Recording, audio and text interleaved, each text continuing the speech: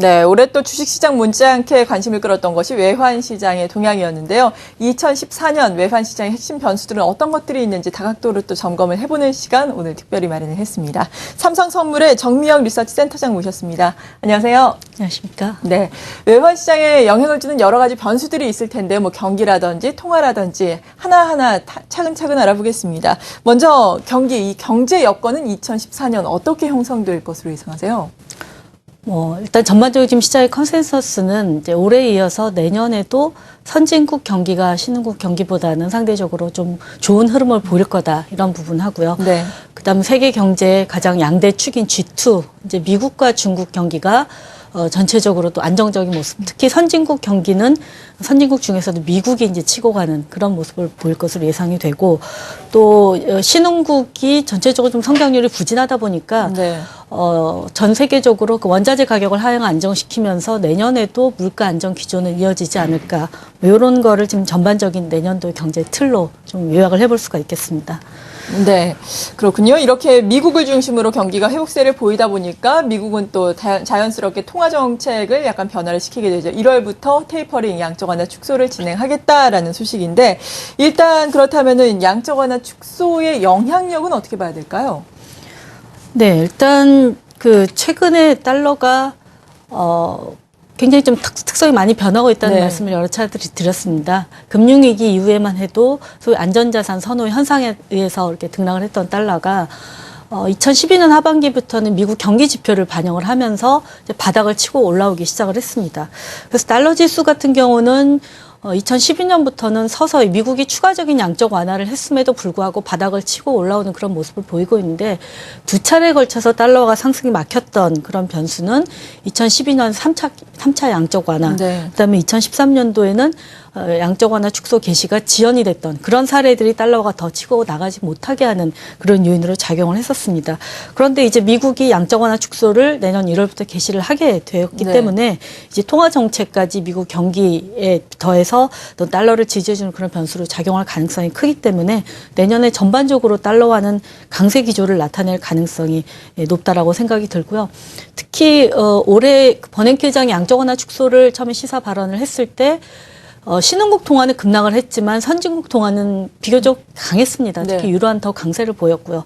하지만 내년에는 금리차 변수가 보다 반영이 되면서 선진국 통화도 전반적으로 달러화에 대해서는 좀 약세 기조를 나타낼 가능성이 크고 반면에 굉장히 오래 진폭이 컸던 신흥국 통화는 올해 워낙 통화가 많이 절하가 되었기도 했고요.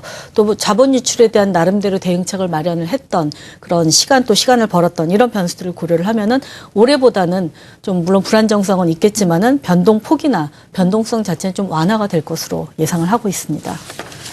네, 미국의 양적 완화 축소 전략으로 인한 이 달러화의 방향성 그리고 이것이 또 세계 각국의 통화에 미치는 영향까지 짚어봤는데 미국뿐만 아니라 세계 각국의 통화 정책도 상당히 중요한 요인이 될 텐데요. 이러한 부분은 어떻게 봐야 될까요? 네, 사실 달러화가 이런 성격이 변화한 거는 전체적으로 세계 경제 변화와 굉장히 밀접한 관련이 있습니다. 그러겠죠, 예. 네, 금융위기 이후에는 어떤 위기를 극복하자 하나로 똘똘 뭉쳐서 같은 방향으로 통화 정책과 재정 정책을 펴니까 그런 거에서 절대적으로 움직이는 시장이 됐다면 네. 2012년 하반기부터는 이제 그런 위험은 점점 감소한 가운데 이제 각국별로 얼마나 위기를 잘 극복을 했느냐. 그래서 구조적인 변화가 있고 안정성을 갖고 있냐. 이런 부분들이 이제 점차 부각이 되고 있습니다. 따라서 전반적으로 2012년 이후에 하반기 이후에 통화별로 차별화도 굉장히 뚜렷하게 벌어지고 있다라고 생각이 되는데 최근 들어서는 국가 간의 통화 정책의 괴리도 좀 상당히 더 두드러지고 있는 네. 그런 모습입니다. 선진국 안에서도 미국은 양적 완화 축소를 시작을 했지만 일본 같은 경우 추가적인 양적 완화가 예상이 되고 있고 ECB 같은 경우도 디플레 압력을 완화하기 위해서 내년에 추가적인 통화 완화 정책을 펼 가능성이 높습니다. 또 반면에 영국 같은 경우는 경기가 굉장히 좋기 때문에 양적 완화 축소를 내년에 본격적으로 검토할 가능성이 있는 등 선진국 간에도 통화 정책이 굉장히 차이가 나고요. 네. 신흥국 쪽에서도 각국이 처한 경제 여건에 따라 통화 정책이 달라질 수밖에 없습니다. 오히려 이제 경제 성장이 부진이 우려가 되는 나라들 같은 경우는 금리를 인하를 하고 있고요. 대표적인 데가 이제 호주나 터키나 태국 등이 되겠고요. 반면에 외국 자본 유출, 그다음에 물가 상승 압력이 굉장히 높은 나라들은 또 금리 인상으로 대응을 할 수밖에 없습니다. 네. 브라질이나 인도, 인도네시아 국가들은 내년에도 금리 인상하는 기조를 유지할 가능성이 클 거라고 생각이 됩니다. 따라서 뭐 내년에도 전반적으로 통화 가치는 달러화 강세 기조가 유지가 되겠지만은 통화별로 차별화 현상은 내년에도 지속되는 그런 테마가 될 가능성이 높다고 보여집니다. 네, 이렇게 외환 시장에 영향을 미치는 주요 변수, 경기와 또 통화 정책 이외에도 주목해야 할 변수로는 2014년에는 구체적으로 또 어떤 게 있겠습니까? 네, 최근에 이제 미국의 그 부채 협상 이런 부분이 계속 시장을 발목을 잡았었습니다. 2, 3년 동안 시장의 불확실성을 제공을 했었는데 이제 최근에 내년 예산안에 전격적으로 합의하는 것에서도 보는 것처럼 내년도에 중간 선거를 앞두고 미국도 어떤 정치적 교착 상태에 나타났던 이 부채 관련 협상의 불확실성 상당히 완화가 될 것으로 생각이 됩니다. 또 유로존 쪽에서는 2014년도 초에 은행권의 스트레스 테스트가 진행될 예정이기 때문에 이와 관련된 좀 은행권의 불안정성이 나타날 가능성이 있고요. 일본 같은 경우는 4월에 소비세율을 인상을 하면서 과연 소비세 인상 이후에 경기가 얼마만큼 잘 버틸 수 있을 것이냐. 물론 지금 재정정책과 통화정책을 통해서 일본 정부가 힘을 보태긴 하겠지만 여전히 여기에 대한 불안한 시각들을 많이 갖고 있습니다. 그래서 일본의 소비세 인상 이후에 경기 지지력을 확인해야 될 것 같고 네. 또 내년에도 상당히 선거가 많습니다. 앞서 그렇죠. 말씀드린 대로 이제 미국의 중간 선거도 있지만 5월에는 유럽 의회의 선거가 있고요. 뭐 인도네시아, 인도, 태국, 브라질 이런 나라들에서도 대선과 총선 등이 다들 예정이 돼 있기 때문에 이런 일정들도 특히 신흥국에는 이 신흥국가들이 얼마나 좀 구조조정을 잘 하고 성장 모멘텀으로 진입할 수 있는 그런 궤도를 만들 수 있냐 하는 점에서 이 선거라는 것도 중요한 변수로 작용할 것으로 보여집니다. 네, 이렇게 대외적인 변수들 우리가 쭉 알아봤는데 그렇다면 대내적으로 우리나라의 경기라든지 우리의 대내적인 수급은 어떻게 전망을 하세요? 네, 일단 한국 경기도 전반적으로 예. 좀 긍정적으로 보고 있지 않습니까? 그래서 뭐 지금 수출과 민간 소비 그다음 투자가 완만하게 회복을 하면서 전체적으로 성장률은 3.5% 이상의 성장률을 예상을 하고 있고요.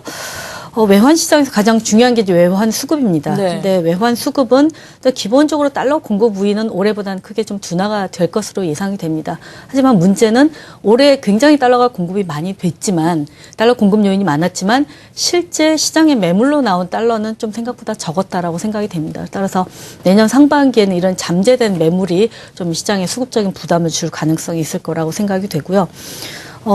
올해 이제 경상 흑자를 정부에서 630억 달러로 잠정 예상을 하고 있는데 내년에는 이거보다 한 180억 달러 정도 감소한 450억 달러 흑자를 예상을 하고 있습니다. 올해 이제 외국인이 주식과 채권 쪽에서 약 10조 원 100억 불 정도의 매수를 단행을 했는데 내년에는 올해 수준 이상의 좀 유입될 거라고 기대하기는 어렵지 않을까 네. 생각이 됩니다. 주식 쪽도 올해 워낙 하반기에 많이 담았기 때문에 추가적인 매수 여력은 좀 제한적일 거라고 보고요. 채권 같은 경우는 아무래도 미국이 통화 정책을 변경하면서 장기 국채금리가 오를 가능성이 크고 이에 따라서 외국인들도 우리나라 채권 투자에 대한 리스크 관리에 좀 치중할 가능성이 있습니다. 그래서 외국인 투자에 의한 달러 공급 우위도 올해보다는 비슷하거나 좀 적은 수준을 예상을 하고 있습니다. 반면에 내국인의 해외 투자, 기업들이 뭐 공장을 세운다든지 해외 주식이나 채권을 사는 이런 흐름은 꾸준할 것으로 예상이 되기 때문에 전체적으로 달러 공급의 압박은 올해보다는 좀 감소를 할 것으로 생각이 됩니다. 하지만 이제 문제는 아직 그 시장에 잠재된 매물이 내년 상반기에 좀 시장을 미칠 가능성에 대해서 좀 염두에 두고 있습니다. 네, 오늘 이 시간 이렇게 외환 시장에 영향을 미치는 주요 변수들 알아보면서 전반적으로 통화 같은 경우에는 달러와 강세 기조는 이어갈 것이다. 국가별로 통화의 차별화는 이어지겠지만 그래도 신흥국의 변동성은 좀 축소될 것이다라고 우리가 정리를 해볼 수 있을 것 같은데요. 그렇다면 구체적으로 원화에 대해서는 2014년 전반적으로는 어떻게 전망을 하세요? 네, 일단 대외적인 여건 달러와 강세만 놓고 봤을 때 환율 상승이 좀 우호적이라고 볼 수가 있을 네. 것 같은데 달러가 강세를 보이는 이유가 안전자산의 선호에서 강세를 보이는 현상이 아니라 미국 경기 개선을 바탕으로 이루어지는 그런 현상이다 보니까 아무래도 원화 환율에 미치는 어떤 환율 상승 쪽에 미친 영향 상당히 제한적일 거라고 보고 있습니다. 또 반면에 국내적으로는 달러 공급 우위가 축소가 된다고는 하지만 여전히 굉장히 경상 흑자랄지 재정 수지 이런 부분이 안정적인 중요한 요인을 들 수가 있을 것 같고요. 이에 따라서 좀 올해 원화가 신흥국과 뚜렷한 차별화를 보이면서 이제 굉장히 다른 카테고리에 넣어야 되지 않냐 이런 고민을 심각하게 했는데 내년에도 다른 통화에 비해서는 굉장히 안정적이고 견고한 그런 흐름을 이어갈 가능성이 높기 때문에 달러화의 전반적인 강세에도 불구하고 원화 환율은 오히려 달러에 대해서 한 3 내지 5% 정도 절상될 것으로 저희는 예상을 하고 있습니다. 네, 잘 알겠습니다. 2014년 전반적으로 외환 시장 전망을 해봤고요. 함께해 주신 분은 삼성선물의 정미영 리서치 센터장이었습니다. 감사합니다.